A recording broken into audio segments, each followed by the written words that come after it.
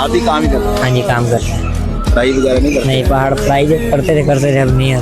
पढ़ाई करते नहीं है, क्यों, क्या वजह है? ये तो नहीं है आपकी काम वाली? बस क्या करें मजबूरियाँ। कहाँ रहते हो आप? ये रहीम यार।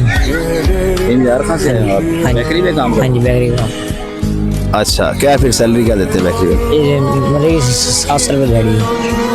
अच्छा, भावलपुर में। अच्छा, चलिए कुछ कहना चाहेंगे? नहीं जी कुछ आंदा ही नहीं चाहिए। अच्छा, तो पौधे पढ़े ही नहीं या पढ़ने का शौक ही नहीं सी, या वैसे ही? पढ़ाई का शौक नहीं जो बचपन से काम का शौक सी ਹੁਣ ਕੰਮ ਤੇ ਆਏ हमारे भी बचपन ही है। ਹੁਣ दिल करता है जी पढ़ने से बस नहीं पढ़ना। अगर हम आपको कहें कि भाई आप पढ़े, आपको पढ़ाई पे लगा दें, आपका खर्चा वगैरह भी हम करें, तो क्या आप पढ़ना चाहेंगे? जरूर पढ़ना चाहेंगे जी। चलिए आप रब्ता करें, मेरा नंबर लिख लें इंशाल्लाह।